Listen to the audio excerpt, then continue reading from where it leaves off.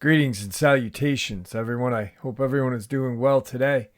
Today I have an upload that many of you asked to hear after hearing the last upload I had with Brad on. So here it is. Before we get into it, a couple links. As you know, I rely on Patreon, PayPal, and my merch to help the channel to continue to grow and go. The links to Patreon and PayPal are in the description below. My merch displayed directly under the video.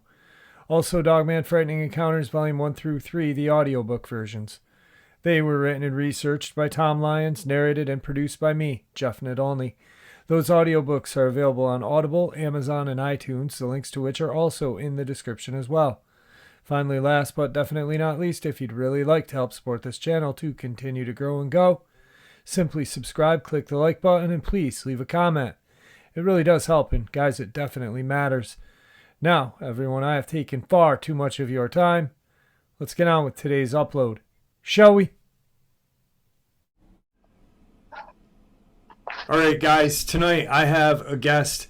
I shared his encounter with you about 2 weeks ago, and my guest tonight has been on another channel, and tonight is Brad's Redemption. Brad, how are you?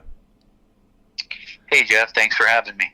Thank you for coming on. I really appreciate taking time out of your evening to share your experiences with us.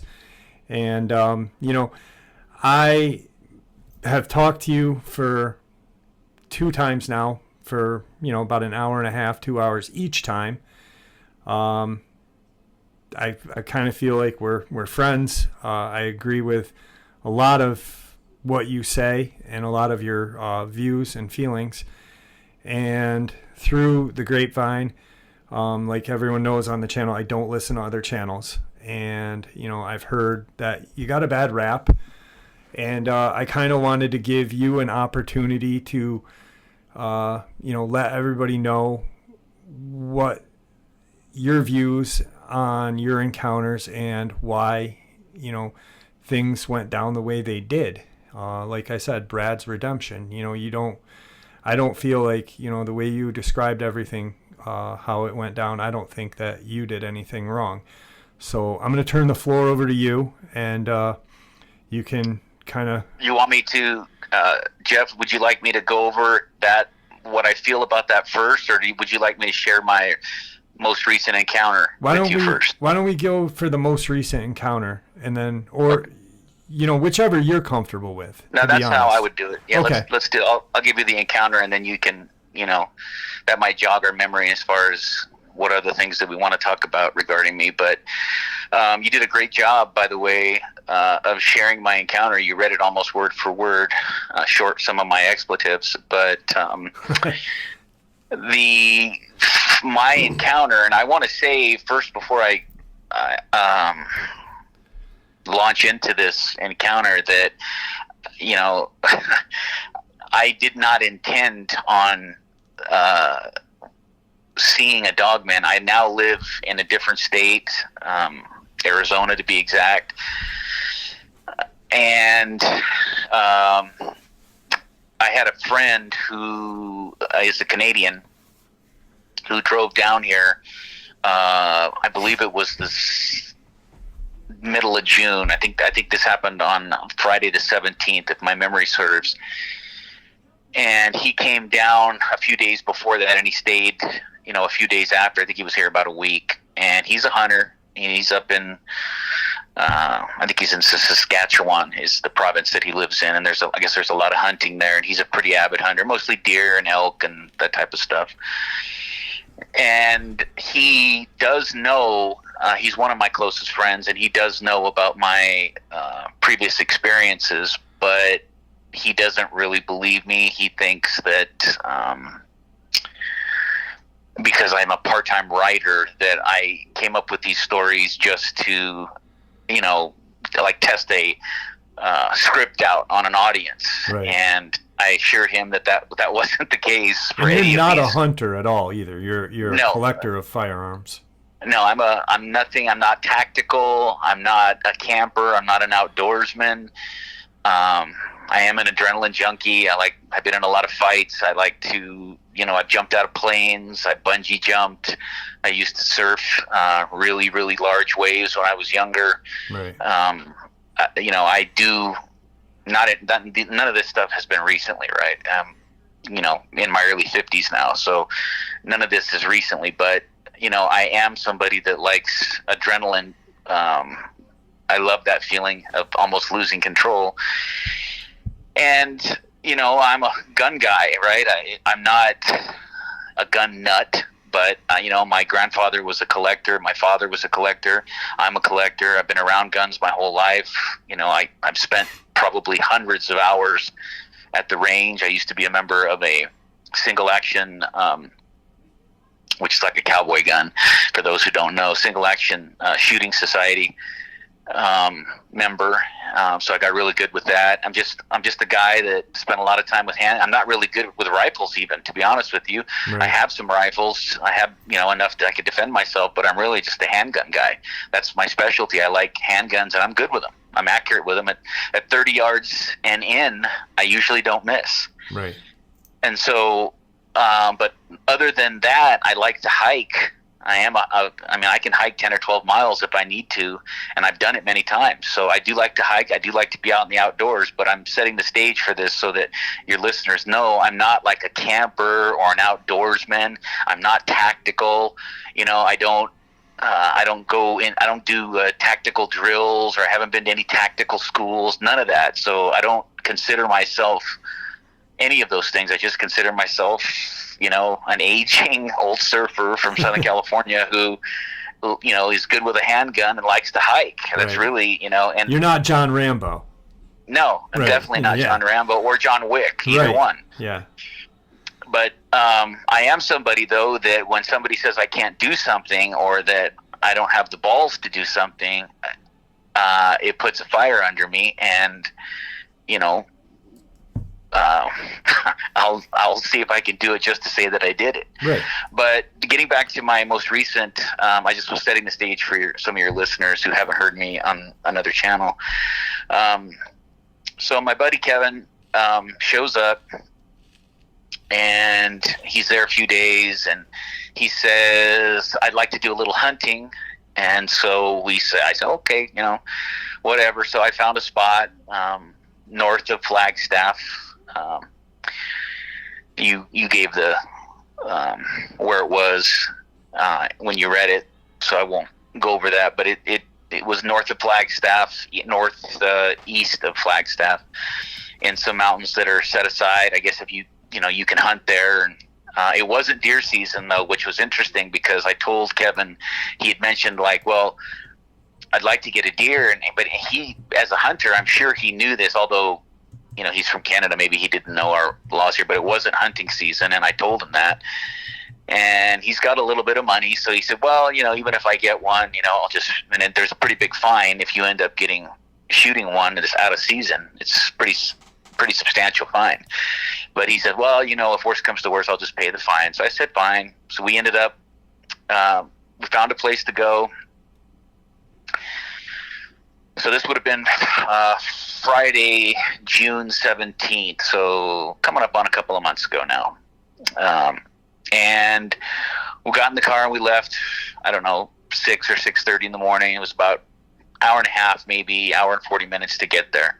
And as you read, when you went over the story, we pulled into a gas station when we were getting pretty close to our destination. And we got out of the car, and we were going to go in and get a coffee and have it for the rest of the trip. And when we were walking into the mini mart, coming out, he had just come through the doors, was this old Indian man. And kind of smallish, 5'9" or so, hair in a ponytail, totally gray. When I say old, I really mean old. He was, I would say, early 80s. And he was walking directly in my path. And so out of respect, I didn't want to bump into the guy. I stepped to my right, and he had eye contact with me the entire time. And when I stepped to the right, he quickly stepped over in the same direction and got right in front of me. And he took a few more steps towards me, and he put his hand on my heart, which, needless to say, it took me by surprise. First I thought he was going to like hit me, but he was very gentle. He just put his hand on my heart, and he said, "Strong spirit, but your risk taking, your recklessness." I'm sorry to guess what he said. "Your recklessness and your risk taking are going to get you killed." And then he removed his hand. He smiled at me, and he walked over to his car. He was under the canopy, just like our car was. In fact, I think he was in the next car over. And as we watched him, Kevin looks at me and he goes, you know that guy?" I shook my head and I said, "I've never seen that guy before in my life." And he thought that was strange, and I thought it was strange, and the more I thought about it, the stranger that it got. It kind of got into my head as we were driving. We got our coffee and we put the gas in the car, and I was driving, and we went on to our spot, right? But as we were driving,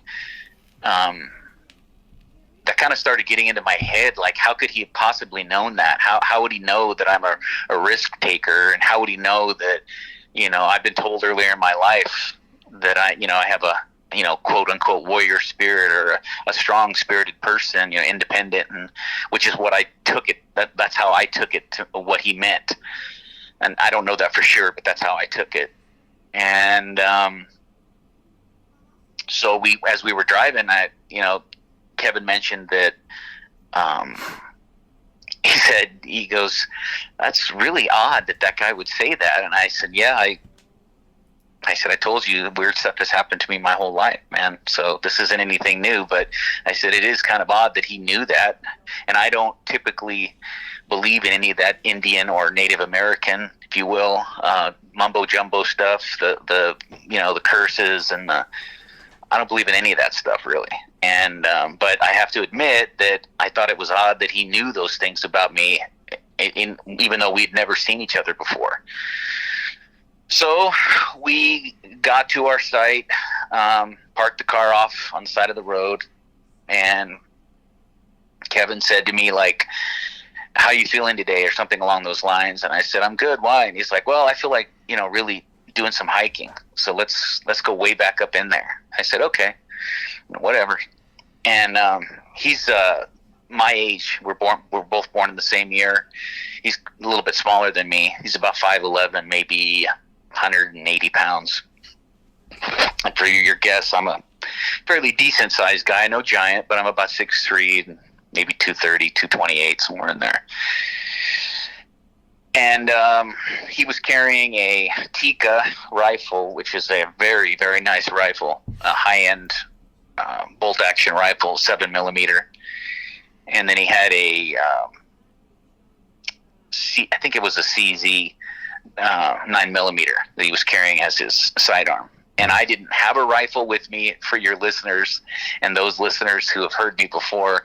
I didn't even have a rifle on me. I wasn't carrying a long arm of any I had a 357, a 686 plus, 7-round 357 on my thigh.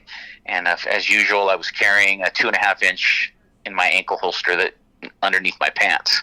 That was our entire arsenal. We did not go there. I repeat, we did not go there to hunt a dogman, to kill a dogman, to even see a dogman. In fact, he and I, before that, as we were driving, we didn't even talk about Dogman. We talked about him.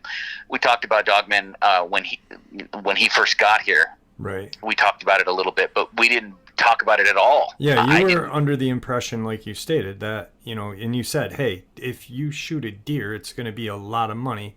You were just under the impression that you were going on a hike, and that's what your agenda was for the day. You weren't going hunting. You were just hiking with your buddy. No, I was wearing some loopholed binoculars, and he had said, and I'm not really a hunter. I've been hunting maybe twice in my life, but I'm not a hunter of any. In fact, the only thing I've ever killed is a dogman, right? And so when we were hunting, when we were out there, he had said, "Will you just be my eyes for me, and help me?" He has a scope on his rifle. He had a really nice scope on his rifle. I think it was a loophole as well. But anyway, he said, "You just be my eyes, and you look for me, help me find things, when you're scanning like a spotter. And I said, yeah, no problem. That's all we were going out there for. I just want to make that perfectly clear. I know I'm belaboring the point, but I want to make it perfectly clear. We did not have any intention of seeing, hearing, listening, none of it regarding a Dogman. It was the farthest thing from our minds when we, and like I said, we didn't even talk about it once on the trip out there or the day of this. So I'd say maybe an hour and a half or two, maybe not, maybe an hour of walking. It's probably, I don't know, around 11 at this point, maybe, maybe a little earlier, maybe 10, something along that late morning time. And we came up, we were walking through fairly thick. It was forest, but it wasn't like, when you picture forest, like where you're from, Jeff, where it's real dense and there's trees every 2 yards, right. That's not what this was. This was like a tree here, a tree there, but there was enough of them you would still say that it was like a forest, right? Right. I guess you call it an Arizona forest. People that are from Flagstaff who are going to be listening to this, they're going to know exactly where I'm talking about. But we were walking through, and really it was a really nice day. Things were really quiet, but not as quiet as they were about to get, but they were quiet and peaceful. All we could really hear was our walking as we were going through. It was peaceful. The air was crisp. It was hot. It's June, right? It was pretty hot, but it was pleasant, very pleasant actually. And we came, I'm going to say it was an hour and a half into our walk, because I was starting to get tired. And as we were coming through the forest, we came up to this like opening, and there was to our right, and I'm going to try to describe this as best I can, like I did on the other show, so people can really try to picture what happened. So as we come through the forest, or a light forest, we'll call it, right, to our right and up maybe a little bit elevation-wise was this knockdown tree, whatever wood, I don't know what type of wood it was. I'm not even into that. I don't know what type of wood it was, but it was like a white color, like, because it had been petrified, it looked like, and it had been there for many, many years. It was probably 50 feet, if I had to guess, maybe, 40 to 50 feet, right? And it was laying on the ground facing this open, semicircled, almost looked like a stage, because there was a like a half circle where there were trees in the forest, and then there was this open area where it was just rocks and a few shrubs, but basically flat, almost like you would envision an amphitheater back in the Roman day. I was just going to say that kind of. Yeah, at Greek or Roman days, you would picture an amphitheater. It was kind of like that, and it was even elevated a little bit, not a lot, but a little bit. And then it kind of went down into a little gully, and then it was elevated back where we ended up sitting down on the log. So as we saw this, right, there was trees on the right, trees on the left, and then trees back on the far end of this semicircle, and then there were no trees. It was open. So it was almost like we could see into this semicircle, if your listeners can picture that. So as we got over to the log, I said, "Oh, this is perfect height, man. We can sit on this. Why don't we stop and eat?" It was probably, I'm going to say, I might have been off on the times here. I think it was probably closer to 11 when we sat down there. And I had brought, peanut butter sandwiches and some water, some beef jerky, and I think I brought something else too. But anyway, we sat down and, we started eating, and we had finished, we were talking, and I noticed, like, right as I was finishing my sandwich or getting towards the end of it, right, I noticed that it got quiet. And any of your listeners that know, I've listened to your show before, they know what that quiet means. Silence, yeah. The silence, and it was deafening, right? It got really quiet, and I said to, Kevin said to me, he said, "Man, I got a bad feeling, dude." And I said, "Yeah, I know, me too." And my head was on a swivel, right? And that was the first time that Dogman even popped into my head from the beginning of all of this, when all this morning started with him, this was the first time that it occurred to me, like this was the same thing happening all over again, where it got silent. Right now, we still hadn't heard anything. It just got silent. There was no bugs, nothing. In fact, I could hear myself chewing. That's how silent it was. And I'm looking around, and Kevin, he said again, he's like, dude, something's up. I just don't feel right. And he even stopped eating and put the sandwich back in the plastic bag. And I was carrying the backpack with the food in it, so he put it back into my backpack. And I finished my sandwich, and I'm starting to drink the water, and I'm like, yeah, this doesn't feel right, man.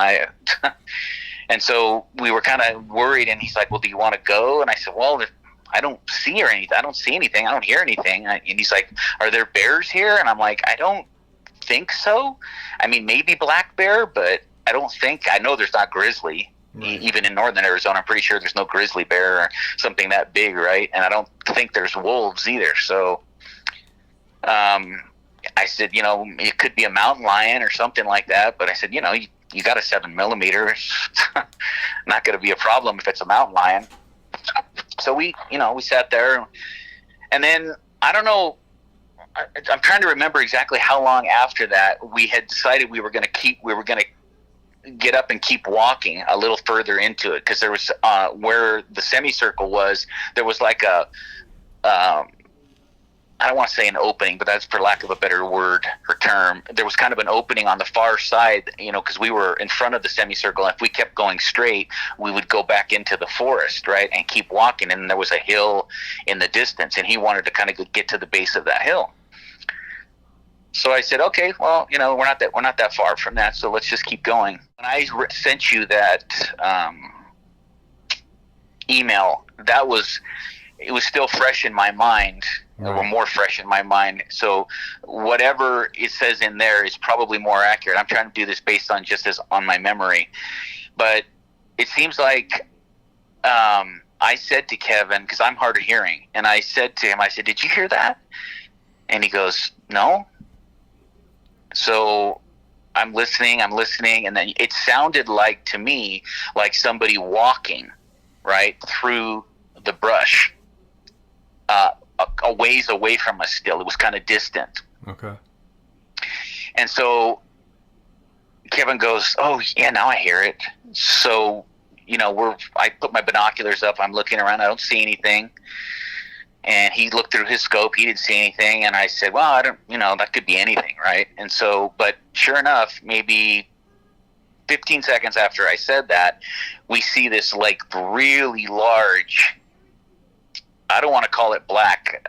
To me, it looked more like a chocolate-colored brown wolf, right? It was on all fours. Comes through the thing, right? And immediately when I saw that, I don't remember if we had sat down behind the log. I just don't remember what the events were, if we sat down behind the log. But I remember when we saw that, I told Kevin, I said, and he was already looking through it, and he goes, that's a big wolf, man. So I walked around the log, and I was on the far side of the log, right? And I kind of bent down, and I was looking through my binoculars, and, he was kind of like the wolf was kind of like sniffing on the ground. He was acting like a dog, his tail was wagging a little bit. Then he went over towards a tree, and he was sniffing at the base of a tree at the far end of the semicircle. And, it really did, just at that point, it was looking like a wolf, but I said, that's a really big wolf, right? So, of course that fear came over me, right? I'm like, you know what? That's too big. That's not a 150-pound timber wolf. That's way bigger than that. Right. And Kevin concurred. He was like, yeah, that is big, dude. And I said, at this point, this animal hadn't seen us yet, right? So I got down behind the log was probably, I don't know, 18 to 20 inches off the ground, right? So I got down. I wasn't all the way down, but I was still, I was crouched down, and, Kevin as he was, staring at this, I could see his face, right? And when I looked over at him, I could see that he'd never seen this before, right?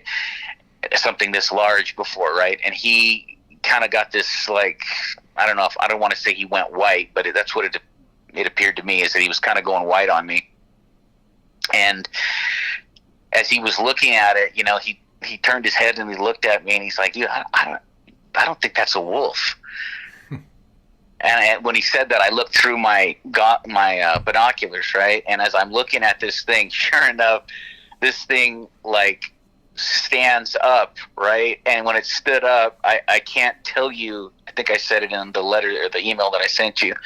I can't tell you the fear that I had, and of course, the first thing that popped into my mind was not again. There's no way.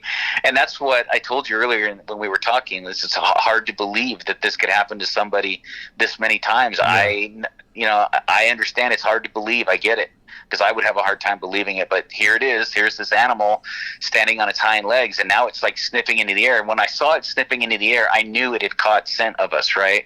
And I realized at that moment that I was still within its sight. If it would have turned and looked at me, it would have seen me. So I kind of panicked, and I don't know if it was the motion of me moving so quickly to get down on my belly, or if it was the sound that I made when I hit the ground. But as I went down, Kevin was looking through the scope, right? He was just over the log, and he said that it turned and looked our way. It didn't look right at us, but it looked our way when I got down, right? So I ended up crawled a little bit to the very end of the log, because we were already pretty close to the end of it. I crawled to the end of it and kind of like lurched my body sideways so I could see around it. So I was lower, but I could still see it. I don't know if that makes sense, but so you were kind of like you were almost laying right next to the log, kind of using that on the ground, yeah, on my elbows. Yes. Yep. Yes. I wasn't any taller than the log, so I didn't stand out, but I could still see him. Now there was brush and there was, shrubs and stuff that were in between where our position was and where this, turned out to be a Dogman was, right? And so I would say that we were, I think I told you this in the email, but I think as best I could tell, we were about 80 yards. And so, I'm trying to remember the exact sequence of events here so that I get this right. So then as we were watching it, he kind of stood up and he sniffed and he kept doing that, right? And at one point he turned directly towards us and sniffed. And I told Kevin, I said, he can smell us. And Kevin said, he goes, is that an effing Dogman? And I said, I'm not 100% sure, but I said, I'm pretty sure that it is, because I've never seen another animal stand up like that, and he seems to be walking on his hind legs. So I'm going to say that that's probably a Dogman. And we're talking in really low, in case your audience is wondering, we were talking in whispers. Right. Kevin and I were only about 4 feet apart. So 5 feet. Really quick, he is the one couple of times that you guys spoke about this. He, like you said, skeptical about it. No, he thought I was making this up. Right. He thought, even when I told him that I had killed one of these animals, he thought that I was, again, because I do a little writing on the side. I'm not a professional writer by any stretch, but I do a little writing on the side. He thought that I was testing a script. That's what he said. That I was testing a script for an audience to see how they received it, and if it would maybe be picked up like as a movie or something. And I told him, I said, Kevin, I swear to you, brother, that's not what I'm telling you. What happened, how it happened, and all three of the encounters he knew about. Right. Now, what was his face like when he said, "Is that an effing Dogman?" and you said, "I'm pretty sure that is." Well, Kevin's got these blue eyes. I have green eyes, right? He's got these blue eyes that are very like what I call telling. And when you look into his eyes, you can almost see what he's thinking, right? And I saw nothing but unadulterated fear in his eyes, because even at 80 yards, you could tell by the reference points of how tall the Dogman was to the trees that he was at around 8 feet. Okay. And I would say weight-wise, he's not the biggest one. The biggest one, was on another encounter I ever saw, was close to 9 feet and probably 600 pounds. This one, if I had to guess, I would say, I'm not saying I have an expert opinion, but my opinion would be he was probably close to 8 feet and about 500 pounds. Okay. And when he walked, you could hear the thumping when he walked.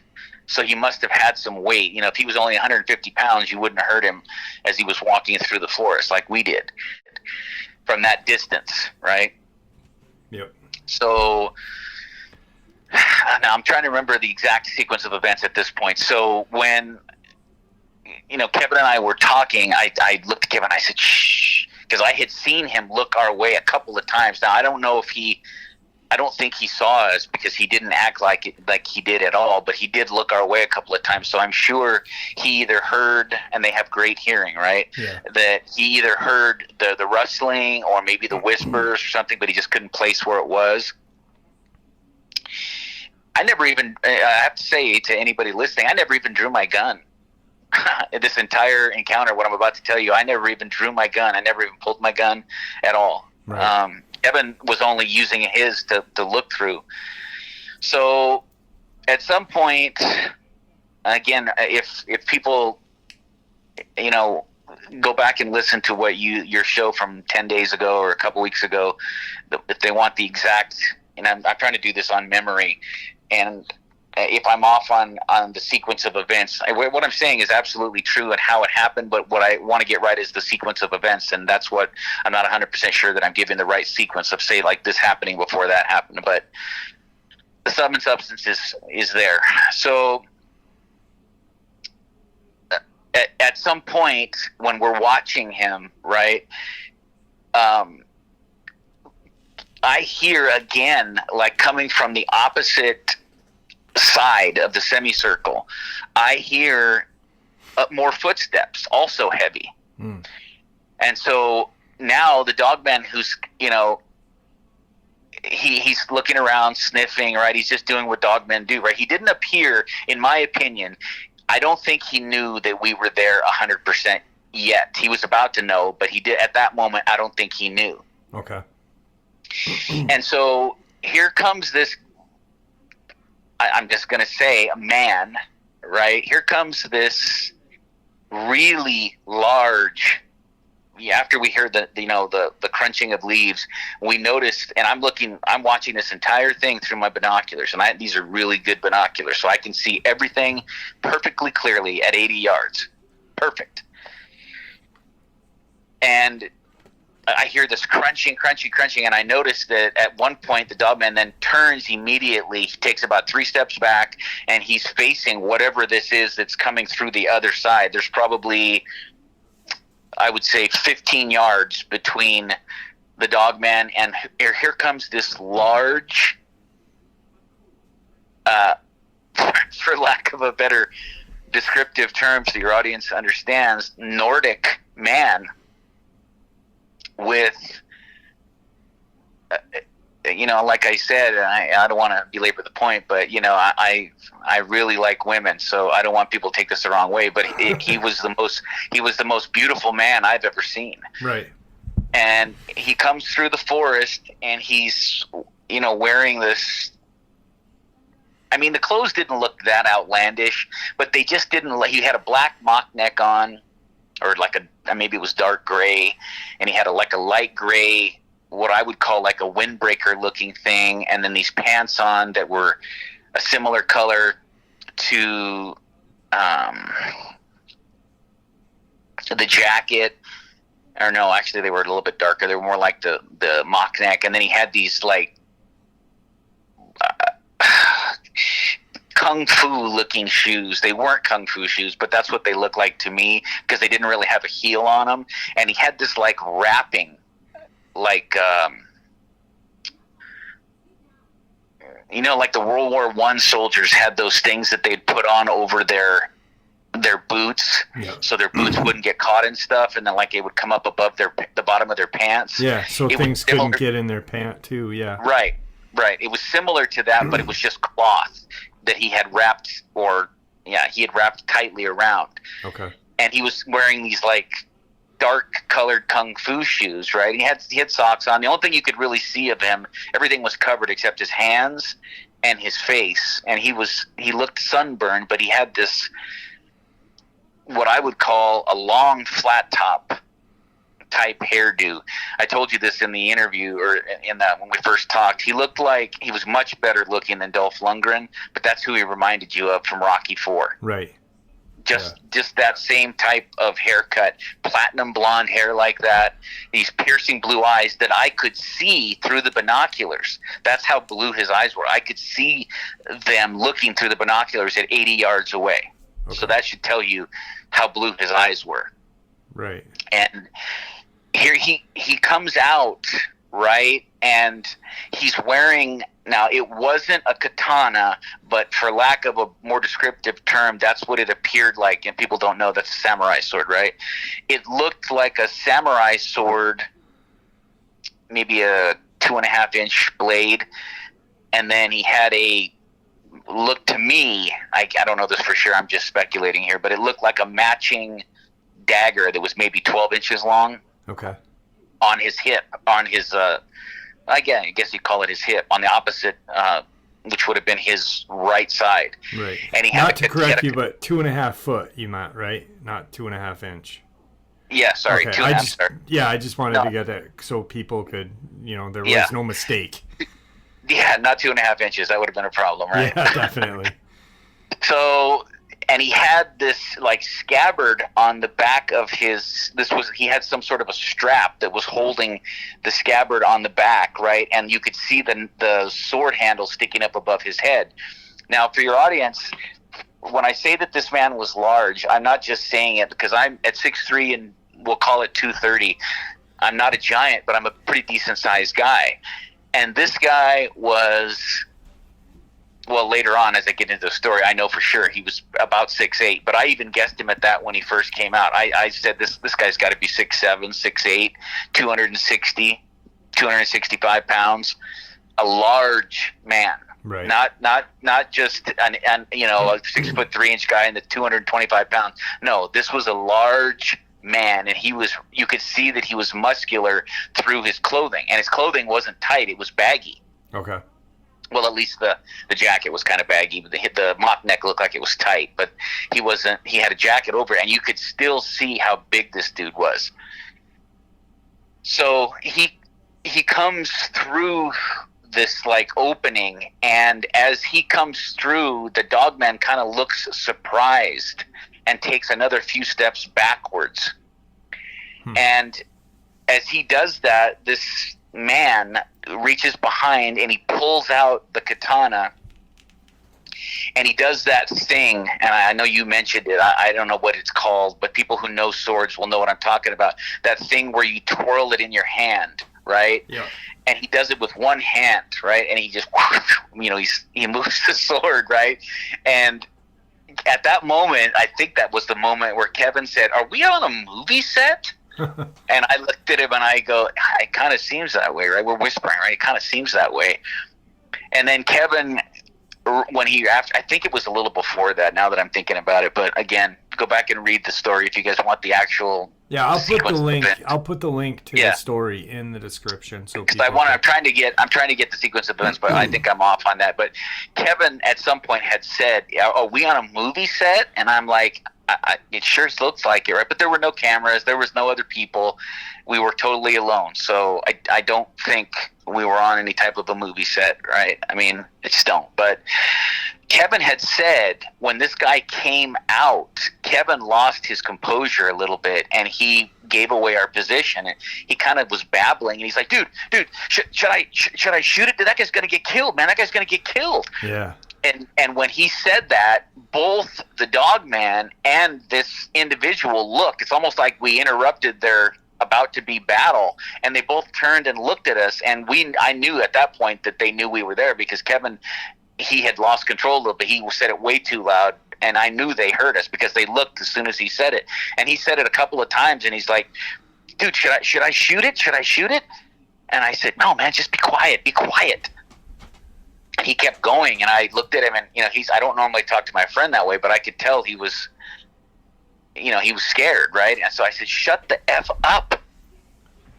And so, Yeah, he's losing it at that point. He kind of gathered himself a little bit, right? And I think he said, "Copy that," something along those lines. And so as soon as I got him to quiet and I looked back, they were still staring at us, right? So I knew that they might not have been able to see our actual position, but they knew somebody was there at that point. Right.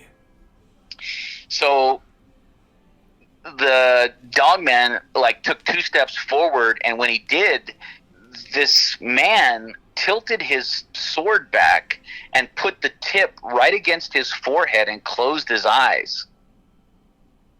And I remember thinking, what?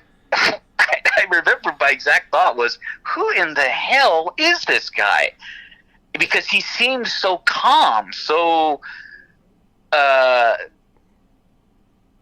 like he had done this before. And maybe he has, but I'm just, you don't know that when you're, you got to try to put yourself. At this point, you don't know anything. Right. Yeah. Yeah, you don't know anything. You got to try to put yourself in my shoes. Your audience should put themselves in my shoes. I'm viewing this with all my baggage that I bring, and here I am now seeing this again. I'm not involved myself, but I'm watching this much stranger event than any of my encounters.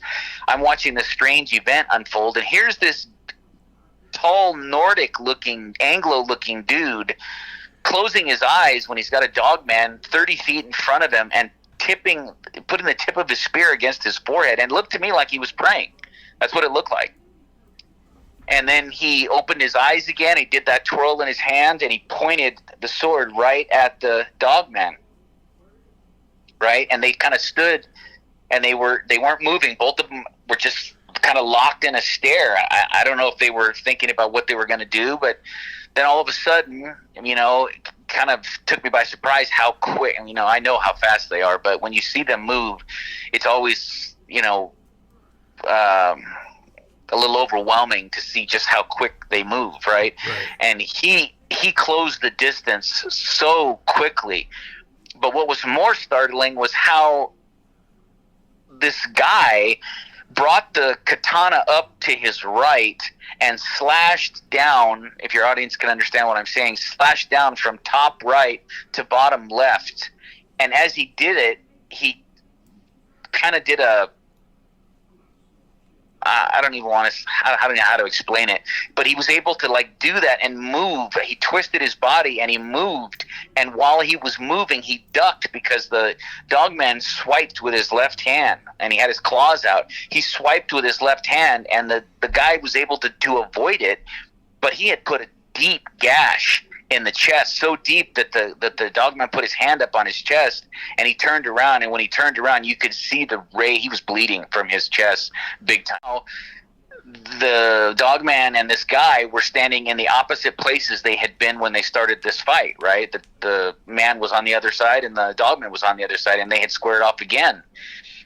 And so there was a little break in the action where they were just staring at each other. And I swear to you, I can't say for sure, but it looked to me like the dude smiled at him. Yeah. Like he looked at this creature and smiled at it, right? And you a mocking kind of smile, a mocking smile, like you don't know what's just about to happen. Right. That's what I took it, right? And so the Dogman was just he took his hand off his chest, and he was like, I don't know how to explain it, but he was kind of doing this thing with his hands. He was like he was shredding something, wanting to get at him, and he was growling and really loud and snarling. I mean, just frightening stuff, right? And so I looked back at the man, and he's just standing there, right? And sure enough, they're probably only 15 feet apart. And so the Dogman maybe takes 3 steps, and he had closed half the distance in those 3 steps, right? And to my surprise, this man took 3 steps forward as well and drove the katana with both hands into the stomach and he drove it through the stomach, but it kind of went up and came out the back of the Dogman. And then as he did it, he kind of did a tuck and roll to his left, like towards us, but to his left. And the Dogman, and then he kind of turned around. The Dogman kind of spun around a little bit. And after he did this, the blonde guy actually turned his back and was looking out at us. And the dogman was kind of going left and right and left and right. He was kind of like wavering. You could tell he was done just by looking at him, right? And the man was out, like, it was almost, I felt like he was looking at us, and he wasn't looking directly at us, but he was out looking like he was saying, to me, it seemed like he was saying, did you guys see that? That was the feeling that I got, right? And so he had his back. This is how confident he was. He actually had turned his back on this dogman. Apparently he knew he had him, because the dogman kind of wavered and went right. He turned around a little bit, and he was kind of choking, and blood was coming out, and he's making all these noises. You could tell he was done, right? And so he fell only maybe 6 feet from the feet of this guy. So the guy takes his little, not little, but it's a big dagger, 12-inch dagger out, and he walks up and he grabs the head, and he like lifts up the head. The dogman was still alive at this point. He was a goner, but he was still alive. And he like grabs his head and he lifts it a little bit, and he plunges this thing into the neck of the dogman. Wow. And I heard Kevin go, "What the F? Who?" And I'm starting to like go. And I said to Kevin, and this is the time I said to him, I said, "Dude, we got to be on a movie set or something. I mean, what?" And he's like, "Dude, there's got to be camera." He said that. He's like, "There's got to be cameras around here or something. This is some sort of we're watching some sort of special effects or something." And I said, "Cryptid Kill Bill or something." Yeah, we were just speechless. And so when after he drove it in, he kind of stood up, right? And he looked at it for a second, and you could see the dogman slowly stop. He was moving, and then he stopped moving, right? And the man was just looking down at him, right? And then he turned and he walked out towards the end of, or like, the beginning of this semicircle, right? And he spoke directly to us. And he said, "You guys can come out now." Just like that. Regular American English. No English speaking, from England type, just a regular. It almost sounded like he was from California, to be honest with you. Just the way he said, "You guys can come out now." Just in that calm of a voice, right? So then he goes back, and we're still watching, and he goes back, and he pulls out the knife. He pulls out this little cloth from inside of his jacket, and he wipes down his dagger and puts his dagger back in its sheath. And then he pulls out he had to like move the dogman's body a little bit, and he pulls out his knife, and with the same cloth, he wipes the blade down, right? And I noticed that when he did that, there was no blood of any kind. It looked the same way it looked when he brought it out from his jacket. He wiped off the blood, put the thing back inside pocket of his jacket, is what it looked like to me. And then he did this thing where he placed his sword back in the sheath that was on the opposite side. If you know, like when people wear a scabbard on their back like that, it's usually to one side of the head or the other. Well, with his right hand, he took it without finding it with his left hand and found the opening of the sheath. That's a 1 in a million type thing, right? Yeah, just and he was able to. Yeah, it was almost impossible, and he got it in on the first try, like he had done it so many times before. And so Kevin and I, at this point, and I might be out of sequence here on exactly, but you get the gist of it. And so we're looking at each other, and Kevin goes, "What do you think?" And I said, "I don't really know what to think, Kevin." Just like that. I said it just in that tone. I said, "I don't really know what to think." And I said, he's like, "Well, you think this guy's dangerous?" I said, "He very well could be dangerous." And then he said again, this man said again, he's like, "I'm not going to hurt you guys." And so I looked at Kevin and I whispered and I said, "Okay, don't point the gun at him, but keep the gun and keep your rifle in your hand. Just don't point it at him." And Kevin looked at me and he says, "Okay." So we stood up and we made eye contact with him finally. And we're about now, I'd say, because he'd walked to the outer end of this circle. So we were maybe 60 yards from each other. So we started walking, and he went back at this point over by the dogman. And so we were walking up. And as we got up to him, I think I said first, however it's written in the story is how it went down. But I think I said first, where did you come from? And he said something like, I was out hunting, right? I think that's what he said, something along those lines. And, he had said, I think we said something along the lines of, or I said, well, he asked what we were doing, right? And we said, well, we were out hiking, we were, hunting. And I think I said, but I wasn't hunting this. And he said, not this time. And he smiled at me, and he called me by my first name, Brad. And he knew Kevin's name too. Yeah. And Kevin said, again, and I know I'm belaboring this, but I want your people to know how it's written, how you wrote it is actually how it happened. I'm trying to remember what he said, when he said it, and the sequence, but I'm just going to say what I think I remember. Kevin said, how do you know our names? And this guy said, oh, I think you know the answer to that. And he kind of smiled at us. And he had said when we walked up, he said, don't shoot. He put his hands up jokingly, right? He said, don't shoot me, Kevin. Yeah. And Kevin looked like he was about to shit his pants, to be honest with you. And so I said, where did you come from? And he goes, oh, I was out. And he goes, I was just hunting. I said something like, you were hunting with that? I said, you don't even have he's like, well, and he pointed to my 357, and he goes, that's cheating. He goes, if you really want to hunt one, something along the lines, if you really want to hunt one, the best way to do it is a sword. And I started laughing, and I said, he goes, he pointed at my gun, and he goes, those are cheating. And he goes, and you well know, Brad, how hard it is to kill one with those. Yeah. And when he said that, it felt like he was reaching into my soul, and he was, you can tell when I'm talking about it. It's like it's almost too much for me to even believe that I lived it. And so we said a couple other things, and then I said, "What's your name?" No, that was after. I think that's when he was walking away. Yeah, that's when he was walking away. I think I said something like, so, what do you, and he goes, that's right. I said, what do you guys call these things? And he goes, well, I believe you guys call them Dogmen. Yeah. And I thought to myself, you guys, well, aren't you a member of you guys, right? But yeah. I didn't say that at the time, but that's what I was thinking.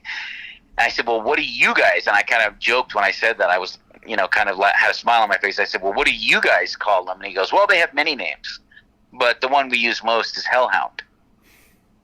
I said, Hellhound, that makes sense. Yeah. And he's like, that makes sense. And he said, you guys got to be careful out here. And I said, really?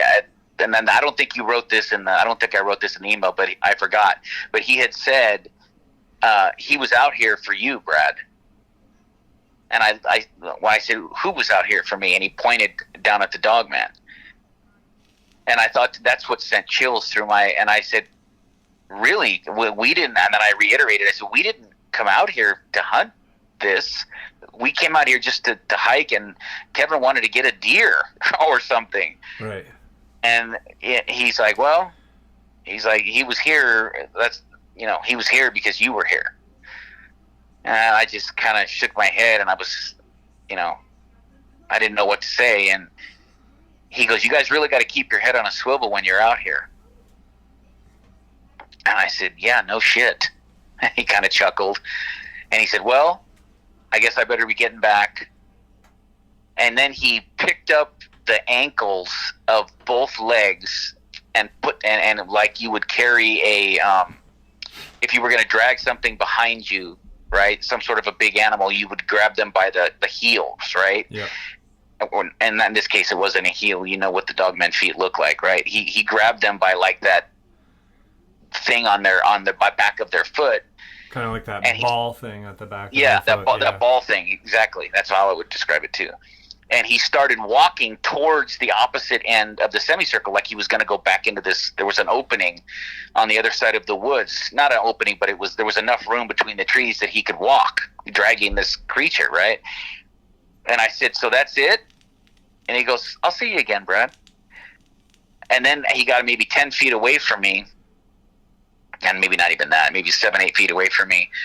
And the Dogman was literally at my feet. And he said, I go, so that's it? What's your name? And he turned with he still was holding on to the animal, but he turned and he looked, and it was the first time that we made direct eye contact close like that. And he looked at me into my green eyes with his blue eyes, right? And he said to me with this quirky kind of smart ass smile, you can call me Daniel. Yeah. And I said, okay, well, and he kind of turned around and he was laughing. And I said, well, I'll see you, Daniel. That was the last thing I said to him. And as he was walking away, he yelled out over his shoulder, don't shoot me, Kevin. And then he kept walking, and we could hear him laughing as he was walking. I mean, he had a sense of humor, right? He's like, don't shoot me, Kevin. Right. And he kept walking, and about maybe 15 seconds after that, we couldn't see him anymore, and all of a sudden we couldn't hear him anymore. He was gone. That's where the email that you sent me ended. And you and I, like I said, have talked, a couple times extensively about, multiple things, but this encounter as well. And without getting into too much detail, but a lot of the subscribers that heard this had that same feeling that you did, that Daniel was an angel.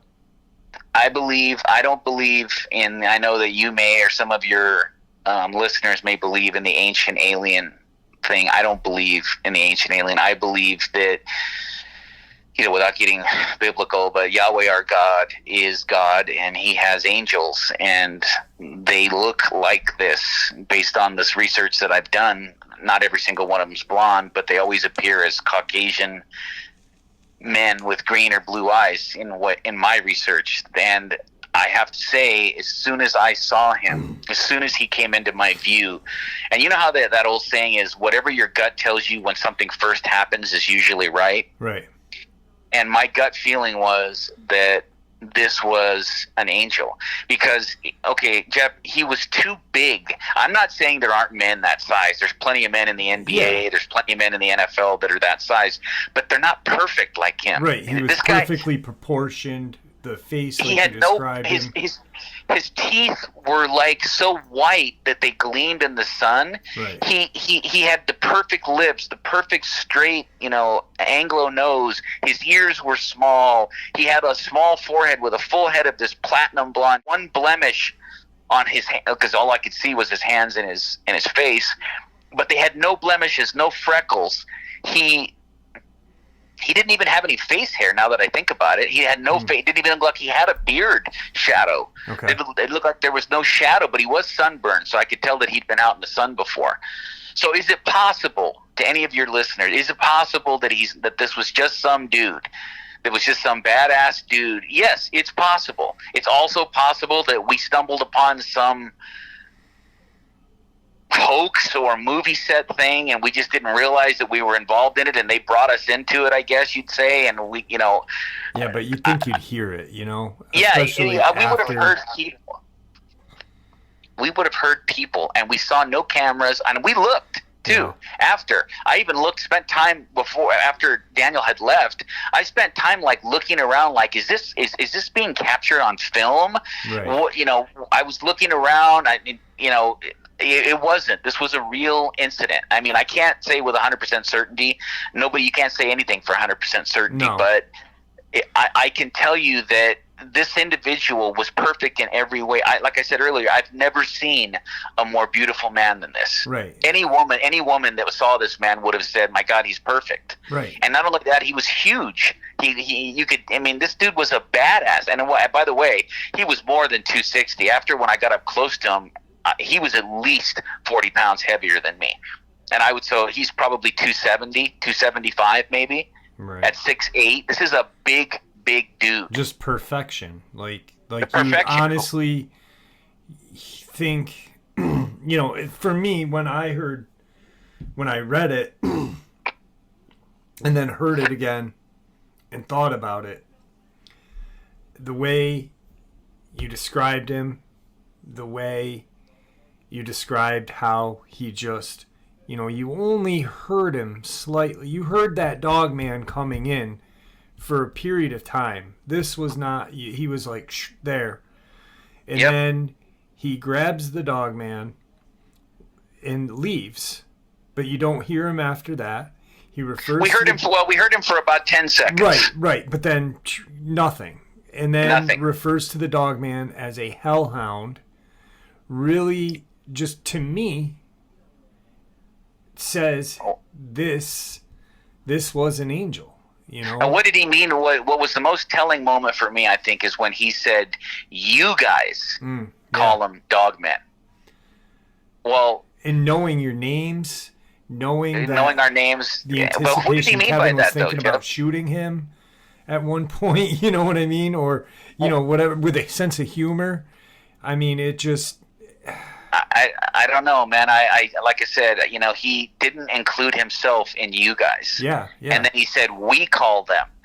To me, if he's part of the human race and the human experience, why wouldn't he have said, "We"? Why didn't he say first, "Well, we call them this"? And he could have included himself, in that with me. Right. But he didn't. He said, "You guys call them Dogmen." Yeah, completely separating himself from...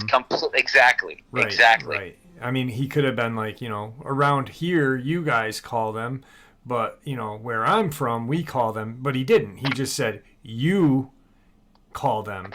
We call them. He was just very... There was a delineation between us. And this guy was, he didn't even, for your listeners, so that they can really picture this and try to understand how this has changed my life completely. This dude didn't even sweat. There was his cheeks weren't red. Like, how most Caucasians, when they're exerting themselves, they get that red, like I get. You get that redness in your cheeks. He wasn't even sweating or out of breath. Right. I don't know how else to explain it other than to say he was perfect in every way. Right. And he had a sense of humor, which you wouldn't, normally when you're talking about biblical things, it's such a serious thing. But this guy had a sense of humor. Yeah, you don't think, but, he knew your name specifically, knew that, and you and I had talked about this, and it's almost like he was your guardian angel. And, I don't want to say that because I don't want to speak for the Father, but it does seem to me, I'm a person that, Sir Arthur Conan Doyle, the author of Sherlock Holmes, said that when you eliminate the impossible, whatever remains, no matter how improbable, must be the truth. Yeah. And so, is it possible that there's another explanation for this? Absolutely. That it was an alien of some sort? I guess you could say, but he sure looked human. Even though he was a perfect human, he sure looked human. He didn't look alien in any respect. Right. My feeling is, I won't even use the term guardian angel because, but he knew about my past, and we'll get into that. That's the only reason why I said guardian. Like, he was like, he knew you. He knew you. He also knew Kevin, but he knew you. So, well, he knew I had killed a Dogman too. And maybe that's, like you said, you don't want to, you can't really make the judgment, but in my eyes, to me, if he was, the angel that was sent to protect you at that very moment, he obviously knew you. He's, known of your past, so maybe that's where the sense of humor came in, or who knows, but it's an absolutely... When you hear this story, it's hard not to think, and again, I'm not trying to make myself as some that I'm so important that I have to have an angel that's guarding over me. He may very well guard over other people as well, but it just, if I had to guess, if you were to hold my feet to the fire as to what transpired, I would say, in my opinion, that this was an angel. And whether he was my specific guardian angel, I don't know. Right. But he did say that the Dogman was there because of me. He didn't say Kevin. He said me. Right. So that tells me that he was there, even though he didn't say this. It's kind of implied that he was there to protect me. Yes. Because I wasn't equipped. Neither one. I mean, Kevin did have a 7mm bolt-action rifle, and if push would have come to shove, we probably could have fended if he was alone. Now, right? If he was alone, we probably could have fended him off. But had there been a pack of them, we were dead. Yeah. I got about a half an hour of record time left, so I do want to kind of get into why we called it the Redemption, not to cut this short, but no. We keep referring to your past encounters, and I have not heard them. They're on another channel. We're not going to mention the channel, but they are. Many people probably have heard them. You, in my eyes, really got a bad rap from what I heard from people who have heard your encounters, and knowing you now for, the time that we've spoken, I kind of got a really good feeling of who you are, and you're not a malicious person. You're not you don't strike me that way. So why don't we now, because like I said, I got about a half an hour. Why don't we kind of now touch basis on that? And okay. Just so everyone knows, this will be the last time Brad kind of shares any of this with anybody, Yeah, I have no desire to go on any more shows. I only am doing this show because of what I'm about to tell you, how I feel like the other show that I was on, again, without mentioning names, because the person who runs that show was good to me, so I can't say anything bad about him. Right. But the people who made the comments in all of my encounters were, I would say, 80% against me and 20% for me. So it was overwhelmingly negative. I'll just give a brief synopsis. I've had 3 encounters prior to this in 3 different states now. This is why, if I was listening to this, I understand people would say, I can't believe this guy. This is just too much. I get it. Because I am a very logical, reasonable person myself, and I'd be like, what are the odds that one person has 4 encounters now, right? But I'd be lying then, because they did happen. So I have to tell the truth, and I wanted to come on a forum where hopefully I'm not treated like this bloodthirsty guy, who is just trying to kill Dogman every time he goes out into the forest. And, I admit that, well, let me start with my first encounter. I had my first encounter in Southern California, up in the hills. I lived in Southern California, let's just say close to the San Gorgonio Mountains. For people that are from Southern California, they'll know where that's at. And there's a park, a national park up there. And I used to go walking at night, and I had my first encounter not long. I mean, literally, 3 or 4 months after I even knew. I'd always heard of what Sasquatch and stuff like that, but I'd never heard of Dogmen before I started watching these particular shows. Right. And it was only 3 or 4 months after that I had this encounter. And it wasn't violent. It could have been, but it wasn't. In fact, I don't even think it was really necessarily evil. No. He could have, the Dogman that I encountered that time, he could have I was armed, because I never go into the forest unarmed. And I would advise everybody listening to never, despite what you may hear from other people, right? Yeah. I would never tell anybody to go in the forest unarmed. Well, period. Really quick too, is my subscribers know I go out in the woods where Tom Messick disappeared, and the majority of them say, I hope you're armed. So this is why I feel that you're on a platform that you can explain how you feel. Yeah, I do feel that, it's lunacy to tell people to go into a forest at night unarmed. Yes. And I'm not going to say that any other show the person who runs the show tells people to do that, but perhaps guests have come on and have told people that, it's unnecessary to be armed, that, these animals know that you're armed, and if you're not armed, they'll leave you alone. And I mean, they're an apex predator. They're a hunter. They're opportunists. Yes. And if you're unarmed, you're an opportunity for them. They have killed many, many times. Every show that I've listened to, there's always a possibility when you encounter an animal like this, that's 500 pounds and 8 feet tall, there's a good chance, if it's hungry, that it's going to try to eat you or at least hurt you. Yeah. And, the idea to somehow, pray to it or ask permission to enter the forest, right.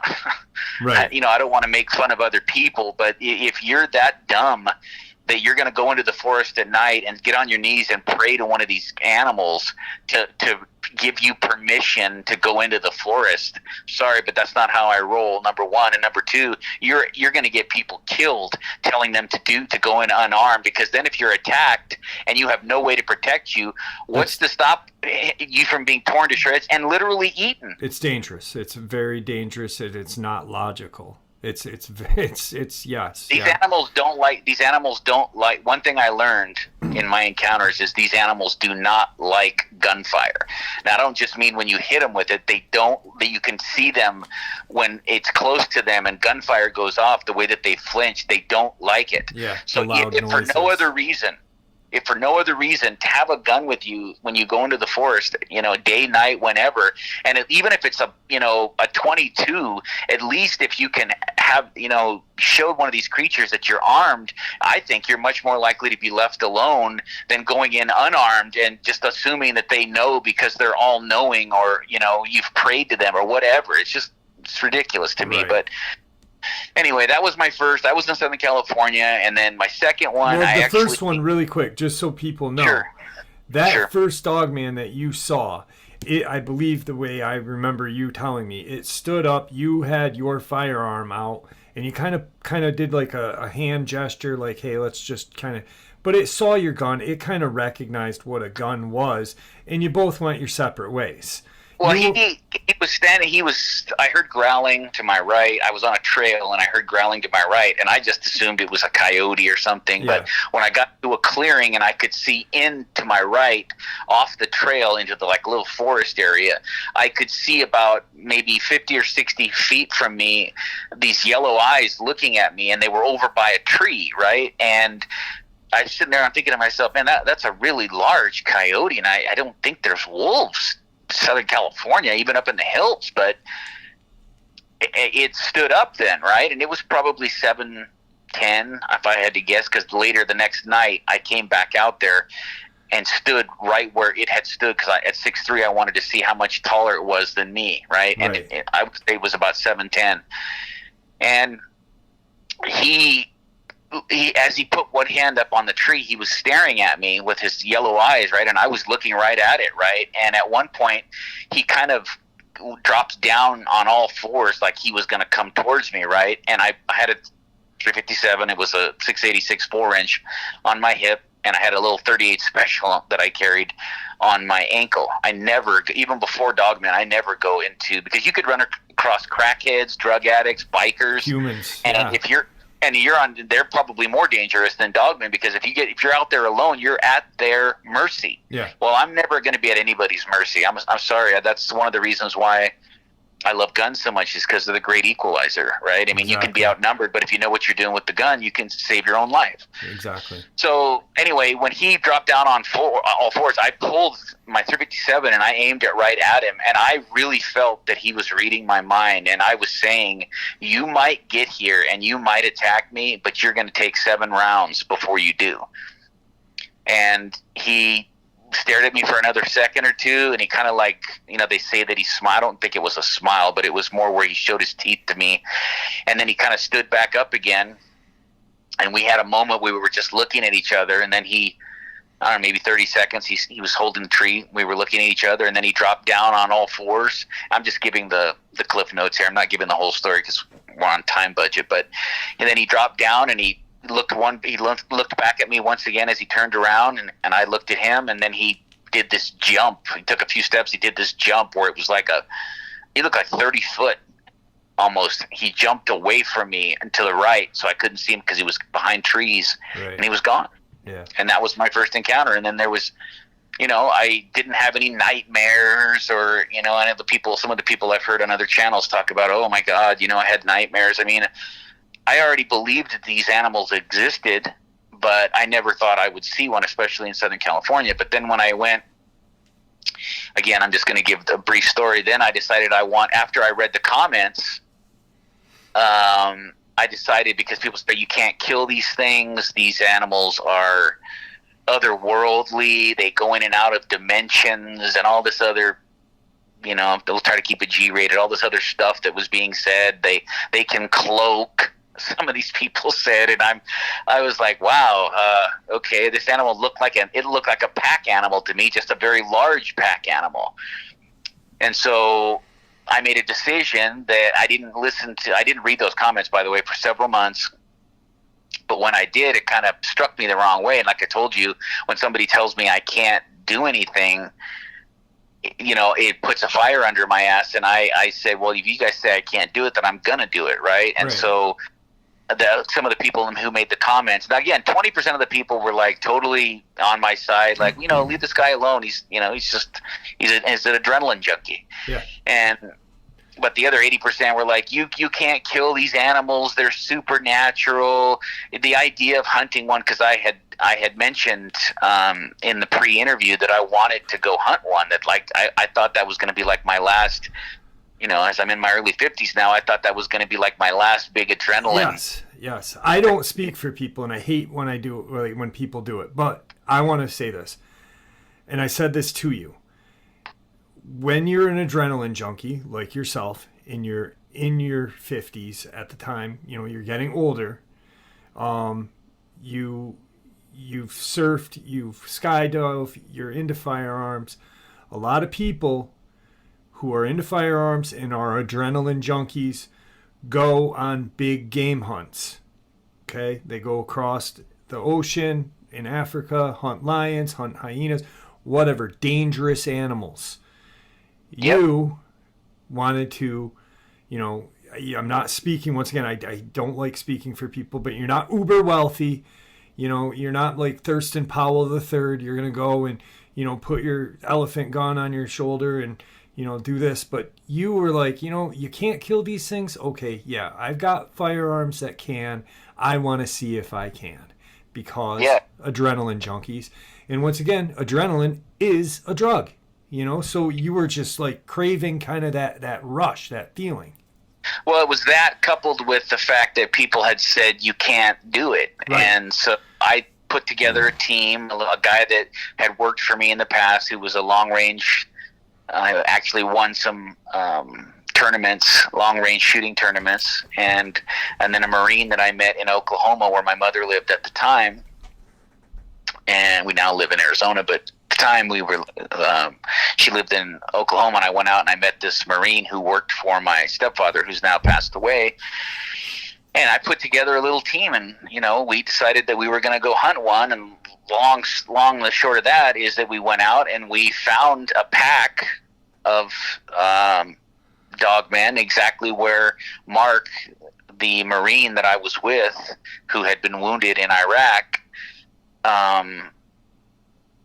he had told me when I brought it up to him about the Dogman and my encounter, he had said that he had seen one and he knew where they were. And I said, well, do you think you could find it again? And he's like, yeah, I know exactly where it's at. And this is in southeast Oklahoma in the Ouachita Mountains. I think that's how you pronounce it. I got in trouble for that too, mispronouncing the name. I'm not Indian, so I do too all the time when I mispronounce things I got laid into because I mispronounced the name of the mountain range, but anyway, so we went hunting and we severely injured one and then wounded 3 other ones. Turned out we thought there was one that we were hunting, right, that we had saw up on a rock. John, the guy that was the marksman, well, actually, it wasn't Mark. It was John. It was Mark who saw it originally, and then John and I came over, and I looked through my binoculars, and John was looking through his scope, and found maybe 600 yards away that there was this was the biggest one I ever saw. It was probably 9 feet tall and 600 pounds. Right. Huge animal. And John put 2 4.16s in it. Now he didn't get it in the head, even though we thought we got it in the head and it was dead. And I was going over to do what I had planned to do, which was to cut the hands, because I knew these animals are too heavy to move, especially for 3 guys. I was going to cut the hands and the head off and put them in my backpack. Proof. So I could that they exist. Proof. I know it's kind of gruesome, but that's what I was going to do. That's what everybody wants, right? Everybody wants proof that these exist. Yes, and I was going to try it, and that was another thing. That was the whole point. I got accused of being this bloodthirsty guy that just wanted to kill something. I've never killed anything. I've never been a hunter. I've gone hunting a couple of times, but I never killed anything. And the only time I had a chance to kill a deer, I couldn't pull the trigger on it because I didn't want to hurt the deer. But these are not woodland creatures. These are not little furry animals that you can take jerky out into the woods and feed. No. These animals are apex predators that will kill you under the right opportunity. I'm not saying that they kill every time. There's lots of times they don't. But they are opportunists. They kill our livestock. They've killed people.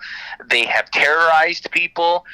So I don't feel bad that I wanted to prove that they exist, and I was told that there's no way, and I kind of believe now that the person who told me that there's no way you're going to prove that they exist because the government doesn't want us to know about them. Right. I believe that person was right about that they really don't want to let us know that these animals exist. But I don't think it's because the economy is going to collapse. I think it's because nobody would visit national forests, national parks, and number 2, nobody would visit national parks not well armed, and so they don't want, since our government is anti-gun, they don't want people running around with AR-15s and M1A 308s on their shoulder all the time and look like soldiers walking through the national park. But by all rights, these animals do exist, and that's exactly what we should look like, especially if you're going deep into the forest. I'm not saying you have to dress like that all the time, but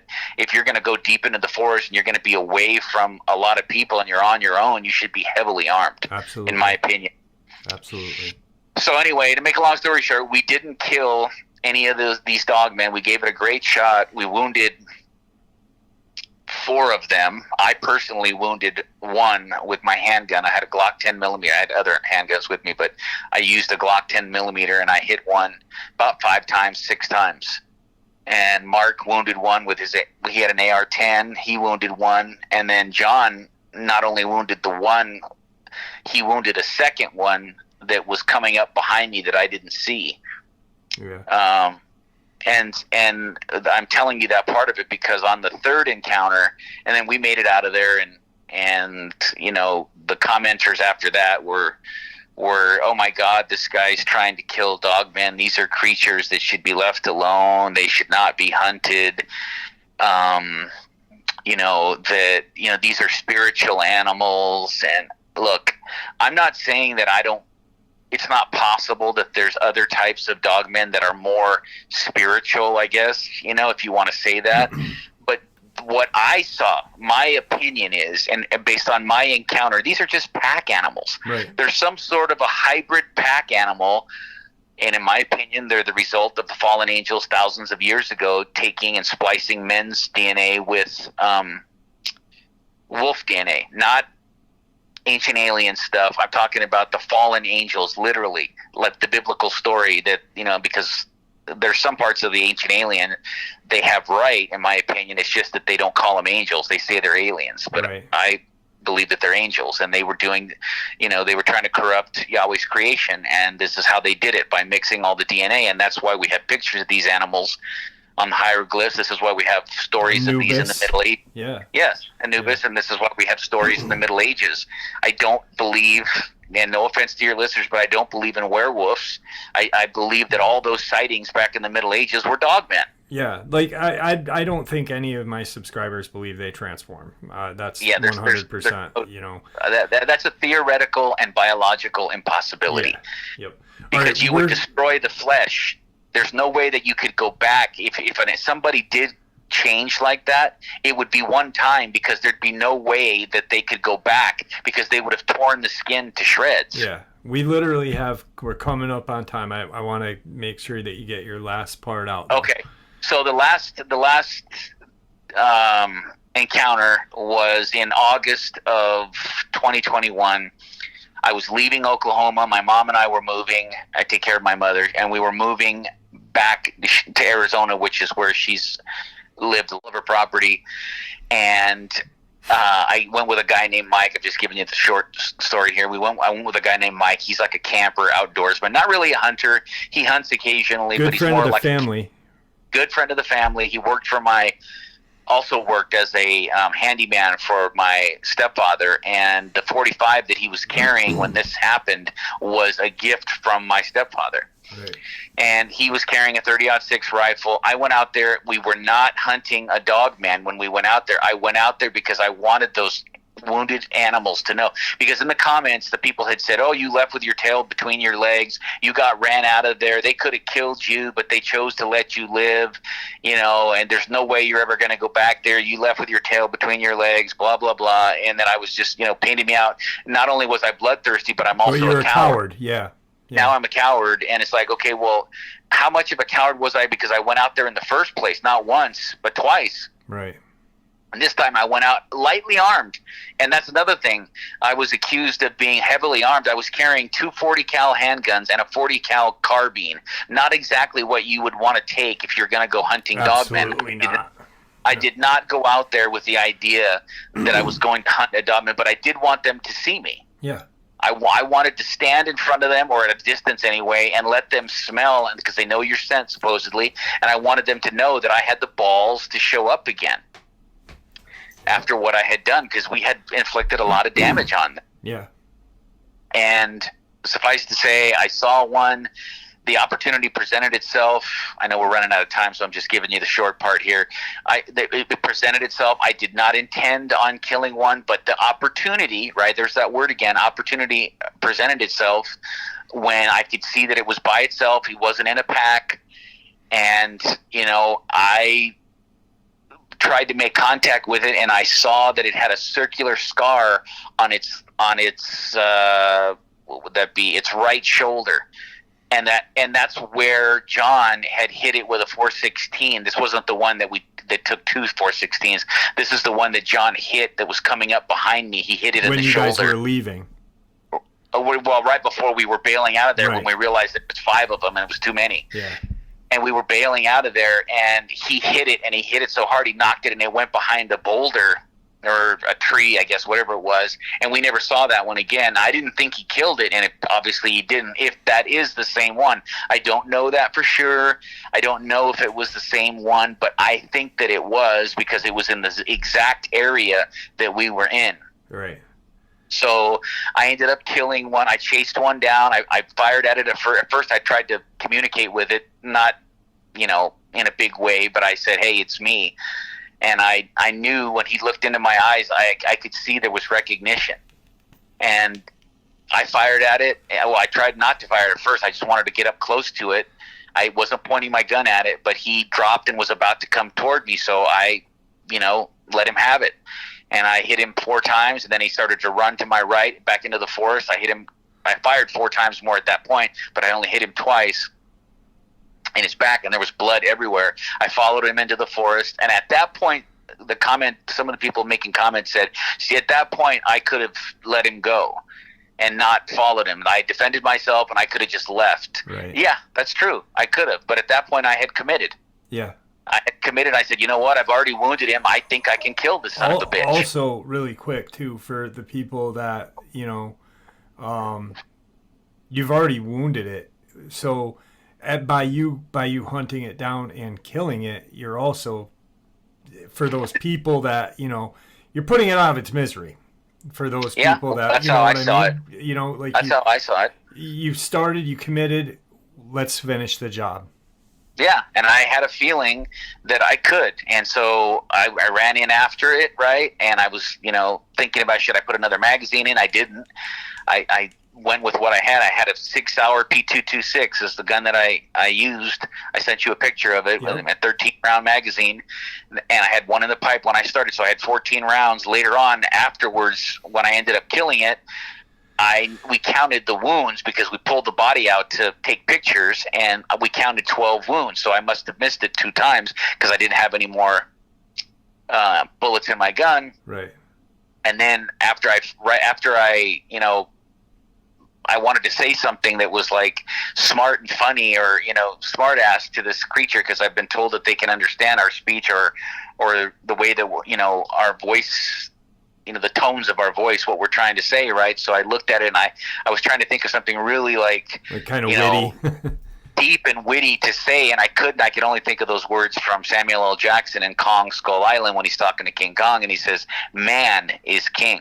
So I bent down my face only like 4 feet from its face, and I said it was still alive, and I said, "Man is king." And then I lifted up the gun and I put the last 2 rounds into its head and killed it. Right. And then my gun slid open and locked, and I put another round in. Well, right before that, though, Mike had come up right behind me, and I, being aware that these are pack animals, I swear to you, there was a fear there when I turned around that there was another one standing there, and I almost put a bullet in his head. And I remember telling him driving home how close he came to dying that day. Right. The adrenaline was so out of control, and I was shaking so much, I almost killed my friend. Yeah.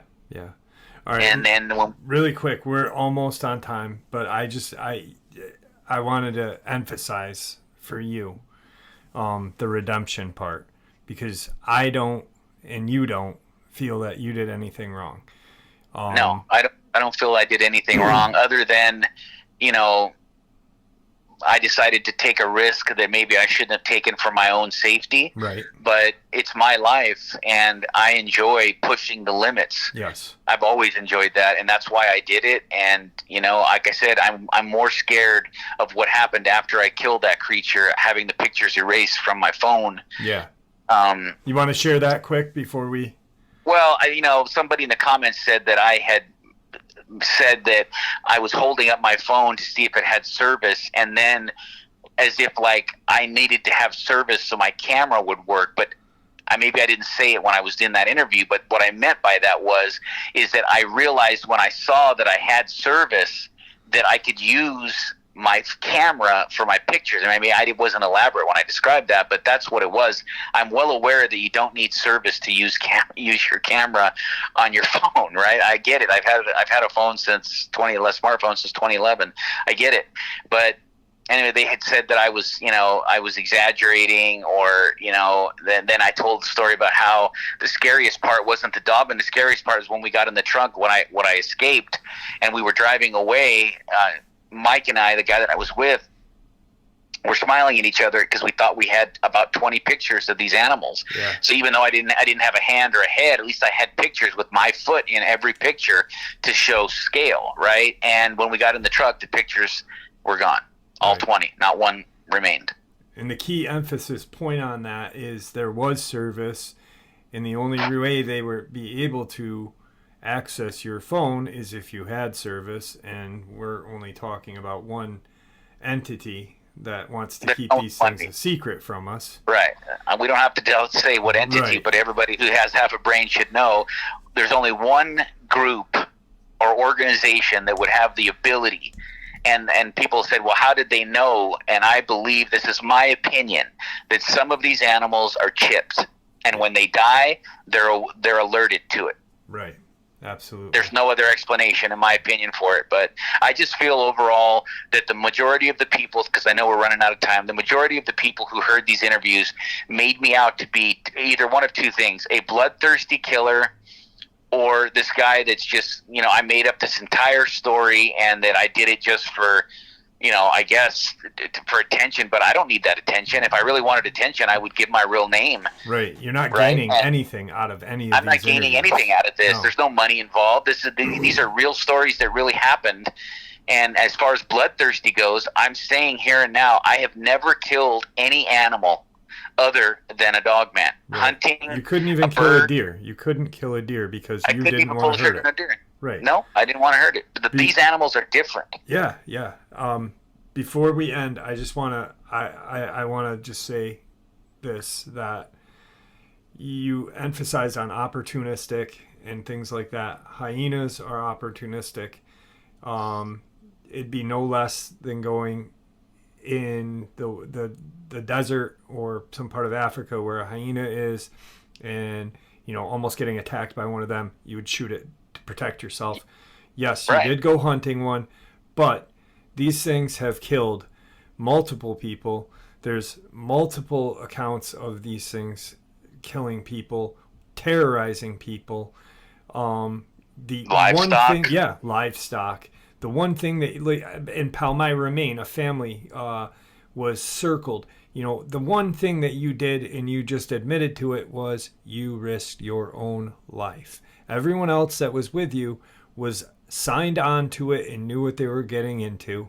You didn't risk their lives. They came as men of their own, but you risked your own life. That was the only stupid decision that was made that could be called stupid. Other than that, I've known you, like I said, for a brief amount of time, but we've talked for, God, the first night we talked 3-4 hours almost. It was a long time. And tonight we talked about this, we talked about other things, and I got a good feel from you. And I don't see you as a bloodthirsty, maniac. I don't see you as a coward. I feel like, you wanted to do something that most people want to do that won't do it, though. I mean, Right. I'm just all I have different than other people. The only difference is I'm no better than anybody else. The only thing that sets me apart, like that Indian said, is that I'm reckless and I'm a risk taker. Yeah. That's it. And I did put other men at risk, but they knew going in. It wasn't like I lied to them. I told them exactly what we were doing, because there were some commenters that said, well, you put those other men at risk. They But wait signed a up. minute.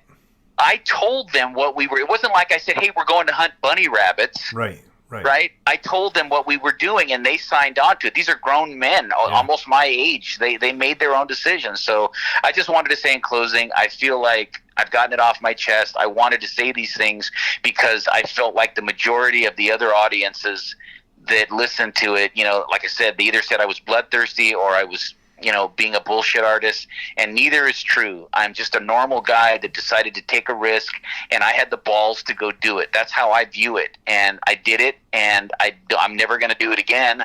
I'm never going to go hunting for one again because I've done it now, and, people say these animals can't be killed. Well, if we're talking about this type of dogman, they can be killed. Is it possible there's another type that's somehow spiritual or invisible, or I haven't ever encountered them, so I can't speak to it, but in my opinion, these are pack animals. And if they can bleed, breed, shit, piss, and eat like we do, then that means they can be killed. Yeah. Brad, it was awesome having you on. I'm glad that we were able to do this show. I'm glad that you reached out to me. And, in closing, thank you very much. I don't feel like you did anything wrong. And, I hope that you and I can talk for a while, for a long time now, because I feel like you're a friend now. So thank you for coming on, my friend. You're welcome. And I really want to say in closing that people, Jeff's a good guy. He's an honest guy. He gives you a fair shake. He doesn't direct you or tell you what to say, and he lets you just tell the story. So, and he's a good guy. So to any of you listeners, you're listening to a good person, and I won't be doing any more Dogman stories. I've had my fill, hopefully, right? But I just wanted to get this out because I'm never planning on doing any more shows or talking about this again, but I just wanted to speak my piece, and Jeff gave me the venue to do that. So thanks, I appreciate it, buddy. No worries. Thank you. Don't hang up because I want to talk to you a little bit after. Okay. That's today's upload for y'all. I hope y'all enjoyed it. With that, may the Great Spirit watch over us all. May he guide us down that path that we call life. Everyone stay safe. Thanks for the support.